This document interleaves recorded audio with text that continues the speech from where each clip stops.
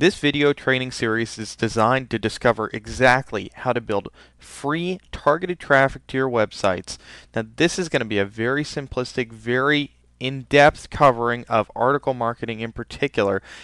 But first, we're really going to focus in on the fundamentals themselves of website marketing so you have a good idea, a good base for exactly how and why article marketing can be a very effective promotional method for you and your websites for a long time to come. So obviously the very first question you have to ask yourself when you're talking about any marketing tool is what is search engine optimization? Because when we're talking about web, we're talking about traffic, we're talking about marketing our content, we're talking really essentially about search engine optimization.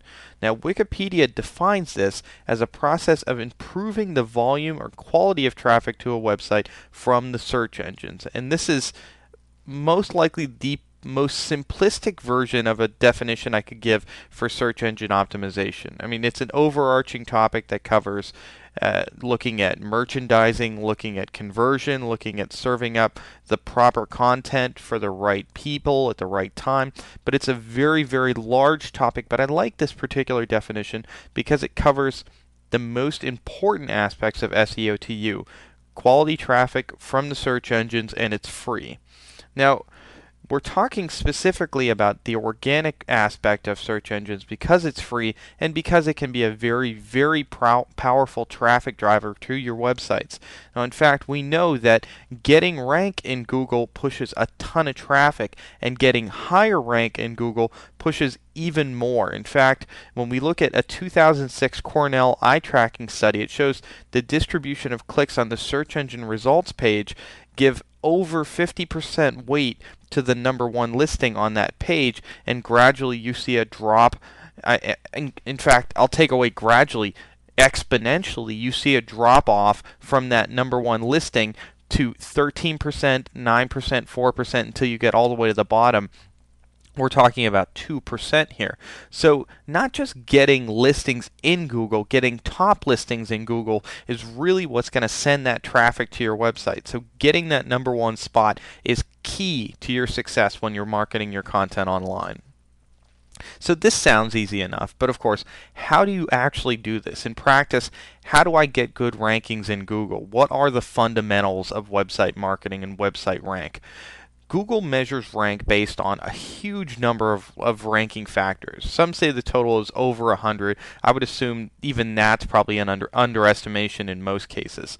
Now, understanding these factors and the estimated weight of which one pushes the most value helps assure your pages will always rank well and always get targeted traffic.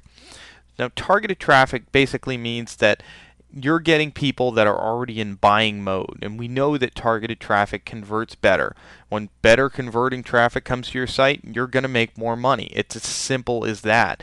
Getting more traffic 9 times out of 10 means that you'll be getting more money if you spent the time to SEO the proper keywords. Now, while we may not understand every single aspect of Google ranking algorithms, we know enough about them to actually help and advise people to what needs to happen to actually get their websites to rank in those number one positions. Now, the internet, and this is what I really love about SEO, the internet does create this level playing field for us. Having this understanding of rank, having this understanding of the significance of particular ranking factors creates this level playing field where anybody can create a website and anyone can rank for any term if they're willing to work at it. Now, granted, we know that there's going to be very heavily competitive niches, and we know that this particular niche, like mortgages, for instance, is going to cost a lot more money, take a lot more time, but the tactics to achieve number one rank in one niche versus another niche that we would advise anyone to do are largely going to be very, very similar. And the basis for those tactics, the ranking factors that we're measuring against and measuring our progress against are not going to change from site to site. Now, the first ones that everybody always goes to when we're looking at search engine ranking factors are on-page ranking factors. So I've just listed these off, just 1 to 10, 1 to 8 on here: title tags, body text, H1 tags, domain names, page names, H2 through H6 tags, meta usage, so we're talking about the keywords, the description.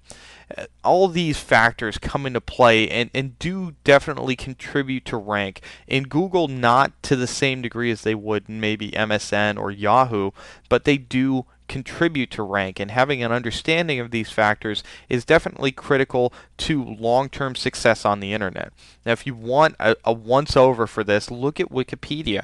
Wikipedia probably is one of the best models for on-page ranking factors, and they do an exceptional job of it. So if you look across the board, and you see it in their page titles, the same topic on their page title for the keyword they're ranking for. You see it in the H1, you see it in the body content, you see it in the URL. So they're hitting the basic aspects of on-page ranking factors. And I would assume that most people listening to this and most people getting to this point are already very well versed in these particular ranking factors. This is a given, but understand that there's an estimated 20 to 30% contribution to actual rank with these factors, and these are very much of do it once, move on to the next thing type of factor. So look at these, get these right, and move on. But these are not going to get you the #1 positions in most cases for most terms. So what actually does drive the significant portion of website rank? And this is really the million-dollar question, and we've talked about this time and time again. But to break it down, I like to think of the internet as a popularity contest that you're trying to win. So Google's looking at, who is the most popular. Google's looking at who is the most referenced. So if you're here and you're hiding out and you're not talking to anyone and your website is just out there, it's published, it's on the internet, you know the URL, but nobody else knows it, you've never told anyone, nobody tells anybody else about it, you're never going to be the #1 guy in Google for any term if you're not associating, if you're not speaking with others.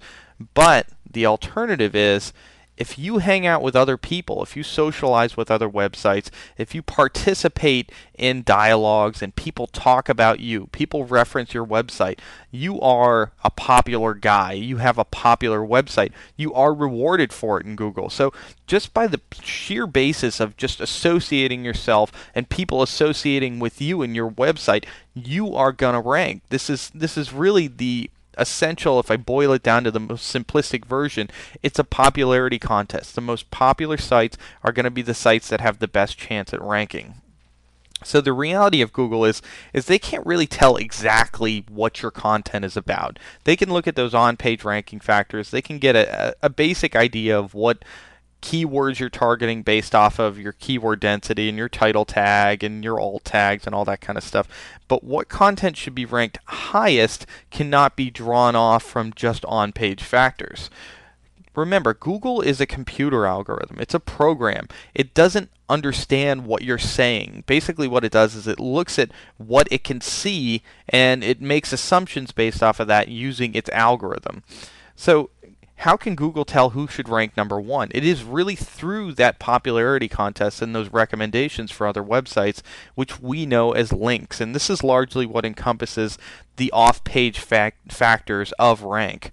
So if we're looking at a site, so this is site A, and we're looking at how many people are linking to it. And when I say linking to it, I mean physically I'm running a website and I put a link on my website. It says click here, it says whatever, that points to site A. So that's what this guy and this guy has done. So for site A, we have 2 links that are pointing to it. Okay, whatever. Now let's look at site B. If we're looking at site B and we see, wow, there's a whole bunch of people that are linking to site B, this is kind of interesting. And if I'm Google and I'm looking at these 2 particular websites and they're on the same exact topic, I'm immediately going to say site B is better because I've talked to all these 10 people, and these 10 people have all recommended me site B just by linking to it, and site A, only a couple people did. So if I'm going based off of what everybody's telling me is the best thing to do or the best place to go, then site B immediately becomes the winner. So you can see how these recommendations and these links become very critical to rank in Google because, again, Google is an algorithm. It's a computer program. It cannot read exactly what you're written, so it goes based off these recommendations. Now, the other thing that's really important to note about Google in particular is that it works in keywords, and rank works in keywords. Google ranks content based off of what keywords you structure your content around. So you write content, you structure pages to target particular keywords, and most often you'll hear target one page to one, maybe two terms at the very most, and have a very structured, very well laid out plan for what terms you want to rank for on what pages. And any successful SEO strategy has to be structured around keywords. Now, so if you look at it in a more broad sense, if website rank depends on links, so those recommendations that are pointing back to my site, keyword specific rank depends on keyword specific links.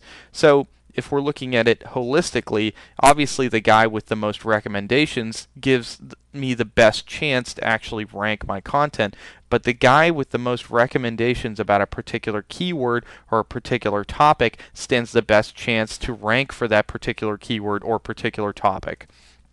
So unfortunately, it's not enough anymore just to have links in Google. So if you're the website that does have all kinds of links and they're not focused on anything in particular, they're just links pointing to your homepage using your URL, or they say click here, or whatever they may be, that's not going to be enough for you to actually be competitive in Google. When we're talking about links and we're talking about off-page factors, the number of considerations that goes into Google's ranking algorithm just for links alone is very, very staggering. So we're looking at link popularity. How many links are pointing to your site?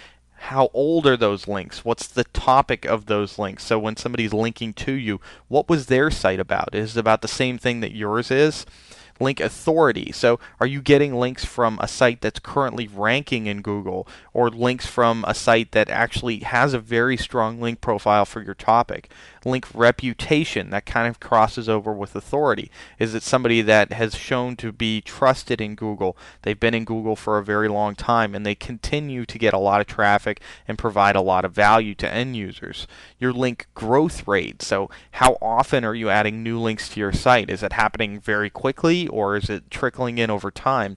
And is that consistent? And linking within a topical community. So are you focusing within your niche instead of just getting links from everywhere? So if I run a golf site, I'm not going to want to go get links from the guy that runs the patio furniture site. I'm going to want to try to stay within my niche and my focus area. And most importantly for this discussion is linking particularly with the right anchor text, because as I said, keyword specific rank is depend on keyword specific links. So let's touch a little bit about the concept itself of keyword linking. Now, effective link building techniques involve the acquisition of links from sites which are on the same topic as yours, aged in Google and considered to be authority sites on their own, higher traffic, widely referenced as they themselves have keyword-based links pointing to their website. So this is kind of the best possible situation. So if you got every single link and they had, two of these factors going for them, you'd be in great shape. But oftentimes you can't get this perfect mix of what the best link is.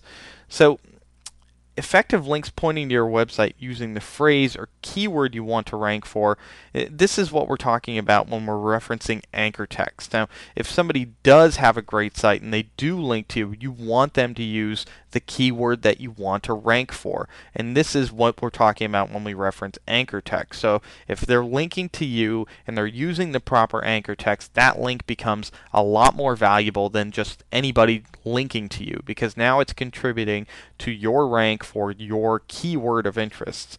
So if your website's website.com and you want to create a hyperlink, you want to have it say keyword 1 instead of saying click here or go here. This is what's really going to push that rank for you. So in HTML version, it would look like this. This is the type of format and how it's written. So in terms of anchor text usage, you want to go from this. Now, assuming I want a page to rank for stinky shoes, I'd see links from other websites and I asked them to format it, or I tried it to get them to format it without me asking them, like so. So this is my actual URL and this is my anchor text, the keyword I want to rank for. Now, Google looks at these links pointing to your website and determines how it should rank for, in part based on who is linking to you and, importantly, how they're linking to you.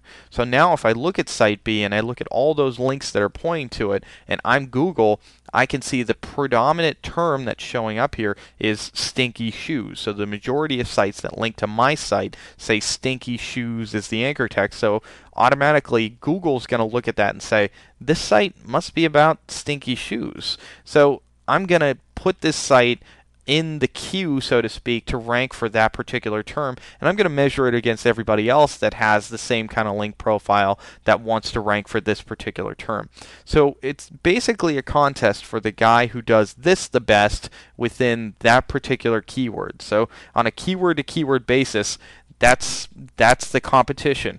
Who's got the best link profile, who's got the most anchor text links pointing with the proper keyword, and who's got them coming from the best sites that are within that particular niche. So the site with the most and best links pointing to it using the proper anchor text will stand the best chance of ranking for that particular keyword. So to recap, ranking is 20 to 30% on page. I showed you really quickly the on page factors of rank, and you've touched on those likely years and years. I know both the Collin brothers have written about this for the past couple of years, and you can find that information anywhere. 70 to 80% of rank is largely considered to be off page, and this is where links really come into play. Your link profile determines how successful you'll be at ranking for your particular keywords, and your approach to getting these links will determine how successful you'll be at building rank for your keywords. So this is really where 90% of webmasters fail, is they're unable to get the proper links using the proper anchor text to point back to the pages of their site. If you can't get this right, you can't rank, you can't get traffic, and traffic is the key to success online. To rank, you need the right links, and so of course the next logical question is, how do I get these links? Now, the mindset of the if you build it, they will come approach definitely does not work anymore. Building content, building a great website, and never promoting it is never going to get you anything. You'll never get traffic, you'll never get rank, you'll never get anywhere online if you don't actually take some initiative and actually go out and chase these links down. Obviously, reciprocal linking is no longer driving much of any rank at all in any search engine. If anything, it's just going to help you within your own niche. But link building in and of itself is evolved to a very large aspect of what is SEO in a day-to-day practice. And some of the more common link building techniques you hear about these days are social media tools and websites. So looking at building out hubs in Squidoo, or building out Facebook or Twitter, or whatever these other sites are. Q&A sites like Yahoo Answers and Yeta. These are really good places to go out and build authority and push links back to your website.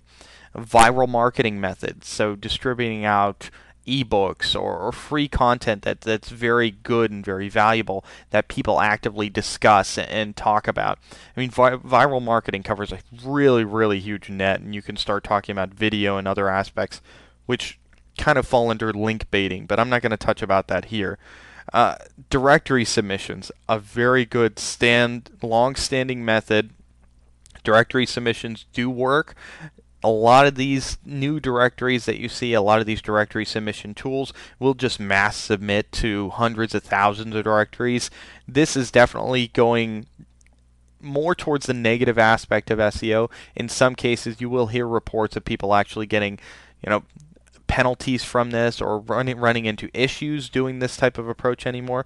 But directory submission as a whole, as a method, is still a very powerful tool. But now it's come to the point where the best directory submissions and the one that actually push back to improve rank are going to be the paid ones. And you're looking at, in most cases, maybe up in the thousands when we start talking about submitting to sites like Yahoo's directory, to Best of the Web, to business.com. I mean, these all add up one by one by one. That at the end of the day, once you've done all your submissions for the broad directories and the niche specific directories, which have some of their own fees, then you're talking about a considerable amount of money to kick in for directory submissions. So while it's a good technique, it's not right for all people at this particular time. So if money's an issue, directory submissions maybe not going to be that great of a link building tool for you. Blogging, great tool. Writing content yourself, hoping that people pick it up, spread it around, commenting on other people's blogs. While this tends to be a dicey subject because of the rampant no-follow links in blogs these days, commenting, if you can find the right types of blogs that actually do follow links, can push back rank, especially when you're within a topic, within a niche. Paid links, same kind of slippery slope. You do get a lot of pushback from paid links, especially when you're approaching a webmaster. So Joe Schmo runs a site that's on the same topic as me. I kick him a couple bucks. He puts a link on his site that's already ranking for some term I want to rank for, and I just slip him a few bucks. If you're going to paid network directories that Google probably already knows about, then expect to run into issues over time. Press releases, same thing, great tool. If it's written in the right way, if it's structured in such a way that a lot of people will pick it up. So it almost crosses into the viral marketing category. And then manual, of course, in the trenches, chasing link by link, one at a time. This oftentimes tends to be one of the best ways to get the best links.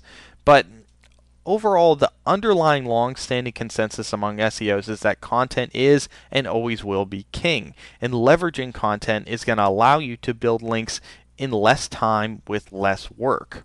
So, what is the best way to leverage content for links effectively? A method that runs in the background, can be automated, requires the least amount of personal interaction, it's scalable, it's trackable. What method would fall under all of these, best of scenarios for link building? Article marketing, for me, does all of these things. Article marketing is up and above one of the best and the most used techniques to build links back to websites that I've used today, 2 years ago, 5 years ago. Others have used, well up to 10 years ago to promote their websites, because it's such a strong method to leverage your content and to get exposure for your content. A quality link building campaign should contain some aspect of article marketing, as it works now just as well as it did years ago, and it will for years to come, because the aspect of article marketing and syndicating article content fits in exactly the mold of what Google wants to see. They don't want advertising, they don't want pushing promotions. Google wants content, and you're serving them your content using article marketing as your primary tool. So I'm going to get a little bit more in depth about article marketing in particular in the next video, and talk specifically about why article marketing is such a great method for building links to your site,